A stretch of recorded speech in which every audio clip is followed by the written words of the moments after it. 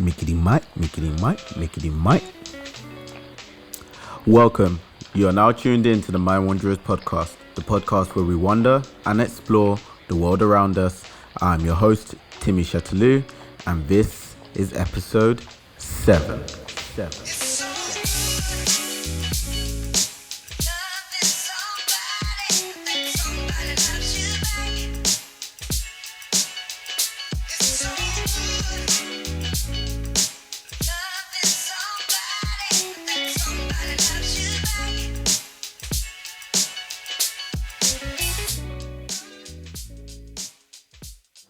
Are you okay? What the hell's wrong with you?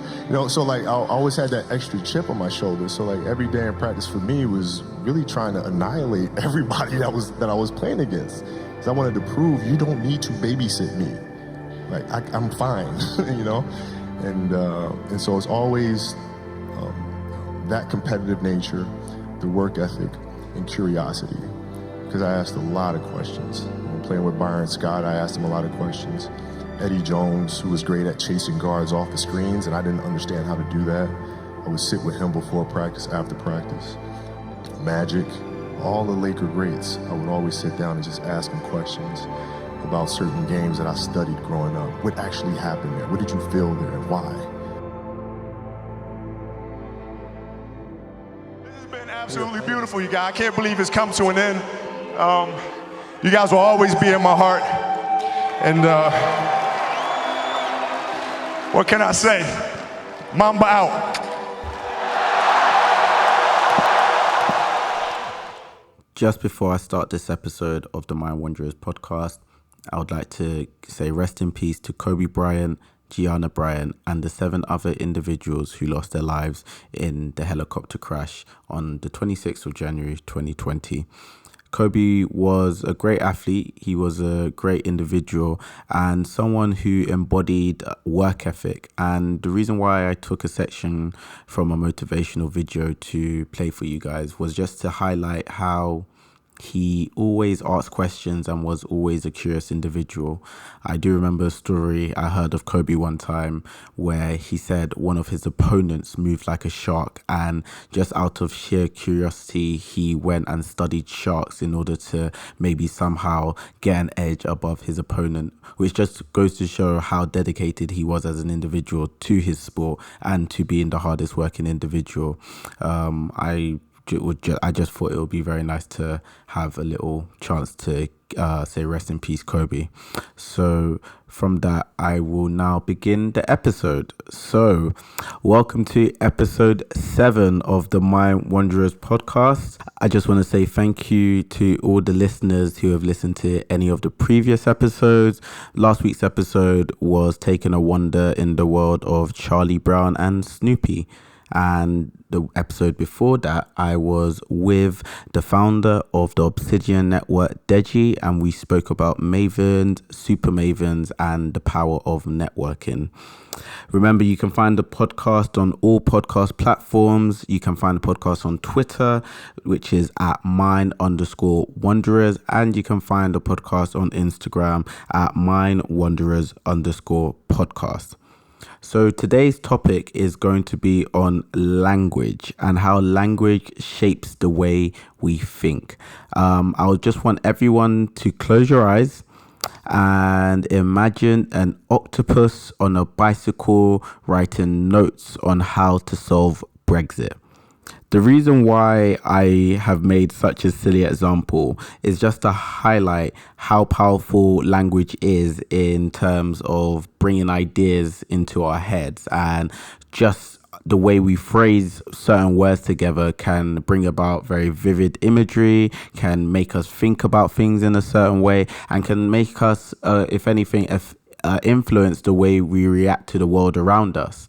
And the reason why this was the question I wanted to deal with, or what I've been thinking about for the past week, is we've just basically done Brexit. By the time you guys are listening to this podcast, Brexit has now been done, or just the first phase of Brexit, essentially signing the withdrawal agreement. But yes, the UK has now left the EU, and the power of language played or played such a major part in the decision to leave the European Union. And I just thought this was further highlighted by just all the propaganda that was actually out at the time, and the messaging, and leave UK or leave EU. I can't remember what that organization was called. But you must remember, the main message that was being communicated by the Leave camp was get Brexit done. And that was what they bombarded everyone with: get Brexit done, get Brexit done. And this further highlights how powerful language is, because in the message get Brexit done, it implies that getting Brexit done is a one-step thing. You basically jump out of the pot and you're out of Brexit. Whereas in reality, Brexit is not a just get Brexit done. It's a get the first part of Brexit done, get the second part of Brexit done, get the third part of Brexit done, and then the life after Brexit is its own form of Brexit in a sense. But the strong language of get Brexit done is what resonated with a lot of people, and that was the reason why they were able to win that battle of changing people's minds. Because as strong as the messaging was on the Leave side, the messaging side or the Remain side didn't really stack up. So it was a constant battle between what language could resonate with the British public a lot more. And again, language is just a very, very important part. So later on in the episode, I'm going to dive into the hypothesis called the Sapir-Whorf hypothesis, and how that plays a part in how language shapes the way we think. I'm going to lead into a woman by the name of Lera Boroditsky, and she has a very popular TED talk, which is on the topic of how language shapes the way we think. And she gives very interesting examples as to how maybe a German person might speak different in terms of adding masculine and feminine pronouns to certain words, whereas English people don't have that same sort of language system, and how that shapes the way we think about certain situations, how we remember certain situations, and how it influences the way we think about certain things in our world. So I would recommend anyone to go listen to her. Her name again is Lera Boroditsky, but I'll play a bit of her TED talk a bit later on. Aside from that, last but not least, 2020 has now thrown in this new curveball, which is by the name of coronavirus. Coronavirus is a pneumonia type disease, I guess similar to SARS back in, I believe, 2004. And it's basically swept the world. It started in a centralized or mainland China city called Wuhan, and basically started from people selling live animals in a market. I believe it was a fish market. And through this, I believe someone contracted a virus, and that has now been spreading across the globe. And the CDC and the World Health Organization are all running around, scrambling around to mitigate this situation. One thing that did come to my head was, and this is actually going to be my wonder for the week. So before I actually start, let me quickly play Wonder for the Week.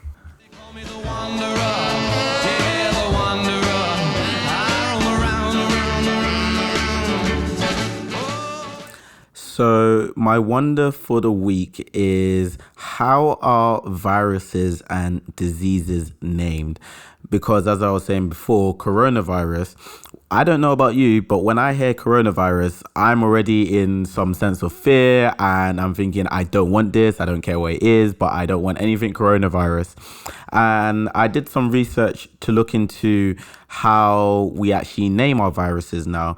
It turns out that we reformed the way we named viruses back in 2015, because the World Health Organization understood that language in regards to a disease or virus plays a big part in how the public deem it an issue, or how they're going to react to the news of a new outbreak of such a disease. So what they figured out was, in order for a name not to be socially harmful, what they'll need to do is make sure it avoids using geographical names or people, or let's say an animal species. If you want to think about it, back in, I believe it was 2009, we had swine flu.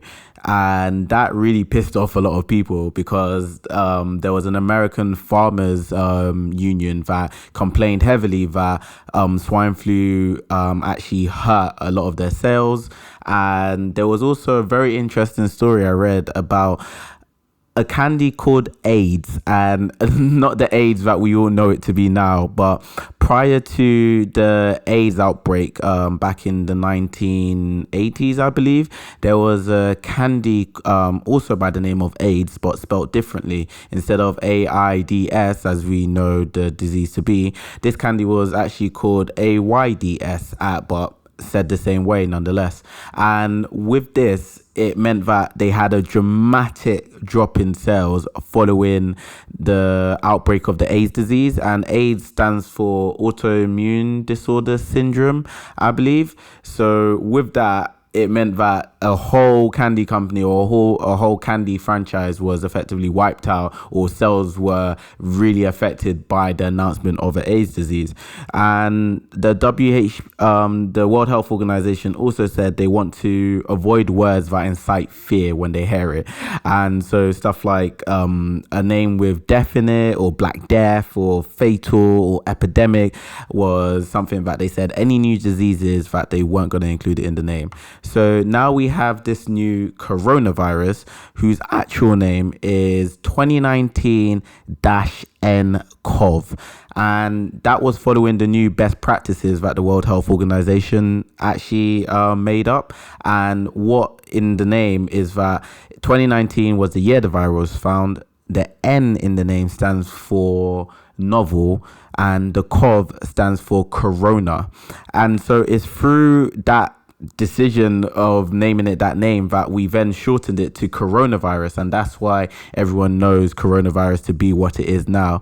But I thought this was really, really interesting just to see how even in organizations such as the World Health Organization, they understand that language does shape the way you think about certain things, and language is going to be a pretty important part of how a disease is going to be dealt with. So instead of naming it the coronavirus of Black Death, they've just named it corona, or they've just accepted coronavirus would be easier. Turns out that corona actually means, because the name corona comes from the bacteria that coronavirus is from, and it has spikes as horns, and I thought that was kind of interesting. So that's why it's actually called corona. But with all of this being said, I just thought it would be very interesting to find out how viruses and diseases were named. So as we are all out here and coronavirus is spreading, keep yourself safe, wear your mask, and as the Chinese say, stay inside. Or that's what they're saying now. But yep, that is my wonder for the week, and back to the show.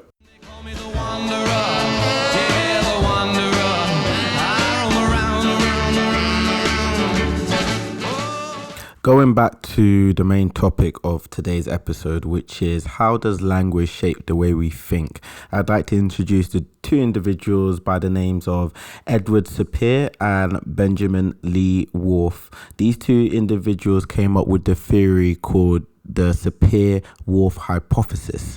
And this hypothesis asserts that the structure of language and language itself shapes our culture and shapes the way we experience reality, essentially. And just before I go into it, I would like to give a quick shout out to my friend Cloudy, and it was her that gave me the idea for this topic. So shout out to Cloudy. And with this topic, I thought it was really interesting because I don't know how people feel about that. Do people feel that language does shape the way we think? I think it'll be hard to disagree with that proposition, especially in today's climate, because when you think about how sensitive people are to language and using particular words to describe people, it goes to show that we now, as time has moved on, understand how influential and how impactful language can be onto an individual or just to a generic culture in which we live in. And and how negative connotations can have negative outcomes and can shape the way we think, which will then ultimately lead to shaping the way we treat people. And that is something that I wanted to explore with the Sapir-Whorf hypothesis. And it also leads to certain ideas as well, because certain languages have certain proverbs and have certain parables that they tell. I remember one that my dad used to tell me when I was quite younger, and a lot of Nigerians may know this as well, but it's, you can lead the horse to the water, but you can't force the horse to drink.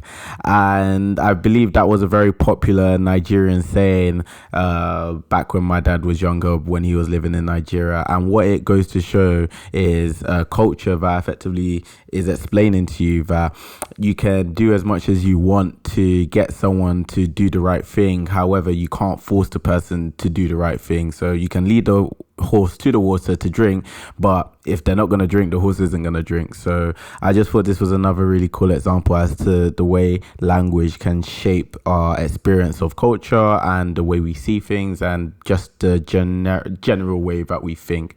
So I'm just going to go into a short interlude now, and then I will delve more into the Sapir-Whorf hypothesis. Give me a sec.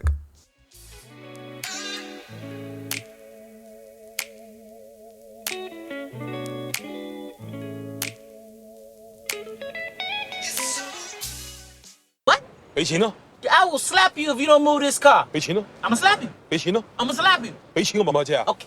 All right. Okay, look. Here. You understand that?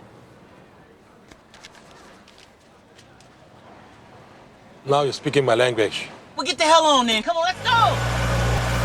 So the Sapir-Whorf hypothesis basically asserts that the way language is structured affects the thinking of a person, as it can influence, shape and mold their view of the world, or their view of the culture in the world, or the view of society. And this hypothesis can be split into two schools of thought. There's linguistic determinism, which argues that the way you think is directly determined by the language you speak. And this is a very extreme version of the hypothesis, and it asserts that the language that you're taught when you're very young will frame and shape exactly how all your thoughts are formed, how you think of the world, how you think of certain types of people, how you think about certain types of topics. And we all know this not to be true, because we all know that regardless of what language you speak, a lot of people can come up with the same ideas and can have similar sorts of thinking. So this school of thought, when it comes to the Sapir-Whorf hypothesis, has been rejected completely. And it's just a case of, it's more an argument to think about rather than an argument that's actually based in any empirical evidence. And then there's the second school of thought, which is linguistic relativism. And this is basically a softer version of the hypothesis, which is more widely regarded as acceptable. And this version basically says your thoughts are influenced but not determined by the language you speak. So let me repeat that again. Your thoughts are influenced but not determined by the language you speak. And I think we would all agree that that makes a lot more sense, because we see how language plays a part throughout our lives, and the way words are used and the way they're communicated to you can definitely influence the way you see a situation.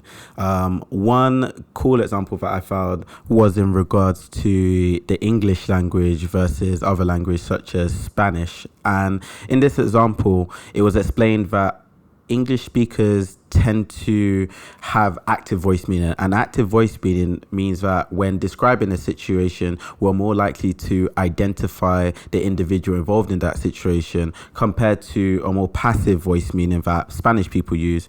And the example that I can think of is, if an English person was to see another individual break that window, we will say she broke that window. But for a Spanish person, if they were to see someone break a window, instead of saying she did it or Sophie did it, they would explain it such that the window broke or the window was broken, because their language structure doesn't necessarily force them to identify the individual. And the reason why this is quite a big aspect in regards to language and the way we actually think is because if you were to apply this thinking in, let's say, a court, for example, if your language means that you're more likely to remember basically an incident rather than the cause of an incident, this may have implications for stuff like eyewitness testimony. And this was further explained by that woman I referred to before, Lira Boroditsky. And just thinking about it, when speaking about blame, there's also that song by Kanye West and John Legend called Blame Game. And it basically just talks about when you're in a relationship and when people are just blaming each other. But who knows, that may have something to do with the language that we have. I'm pretty sure that isn't the point. But yeah, it's a really cool song, Blame Game by Kanye West and John Legend. Anyway, moving on. Another aspect of language shaping the way you think is also in regards to, I found out that people who speak more than one language actually think in more than one way as well. And it's been noted, some people say, there was a friend I had and she's a Dutch speaker, and she says she feels that she's being more formal and she's being more robust when she's speaking Dutch, and that's compared to maybe when she's speaking English, because maybe English has a bit more, I guess, there's more character and there's more describing words when you're using English compared to when you're using Dutch. And this may be because of the sounds that your voice makes when you're speaking a different language, and it could just also be to the way the way language is structured in that particular language, even though that's a bad definition for it.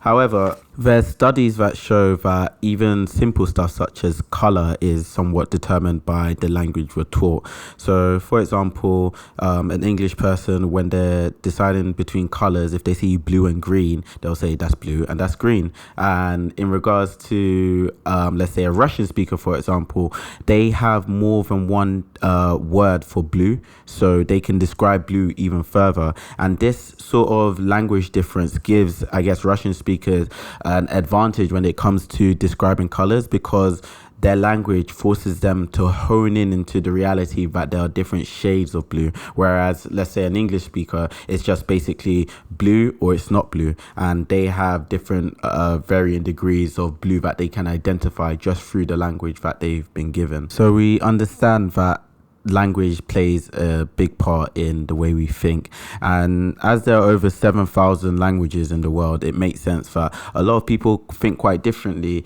part of their personality, but also part of the language they were given to express that personality. And so I just thought it would be really cool to extend this thinking just one step further. And then when you start thinking there's subcultures within societies, and there's slang, and there's different dialects, this language can shape the way you think, can also explain why certain people, even within the same language, can think very differently to one another.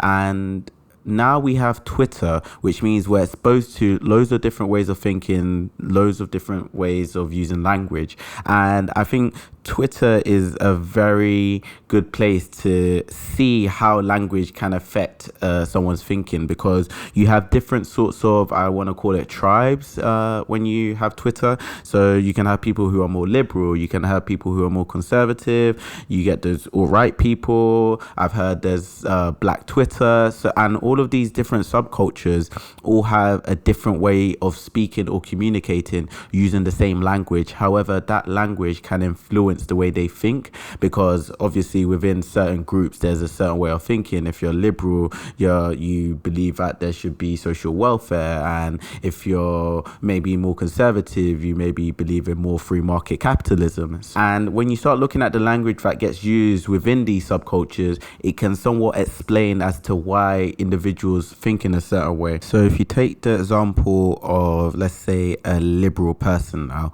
the language that they use might be structured to make sure that they include words such as community and diversity, which shows that they're very involved with basically inclusiveness and wanting to look after one another.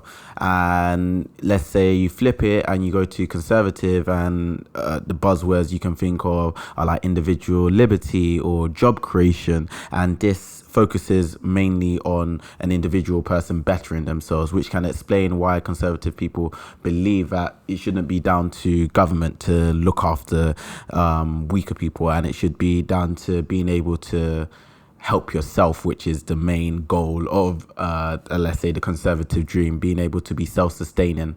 So these are just examples as to how within language and even within subdivisions of languages, you can actually explain as to why people think in a certain way, or it can guide you and show you how people think. So with that being said, I would encourage everyone to look into the Sapir-Whorf hypothesis, and also to check out the TED Talk, How Language Shapes the Way We Think, by the woman Lera Boroditsky. So thank you very much for listening to another episode of the Mind Wanderers podcast. Remember, you can find previous episodes on Spotify, Apple, and all your podcast platforms. And please share and subscribe the episode, even if it's just for one person. It actually really does help getting the word out in regards to the podcast. The podcast Twitter is at mind_wanderers, and the Instagram is at mindwanderers_podcast. So thank you again. I'm your host, Timi, and peace.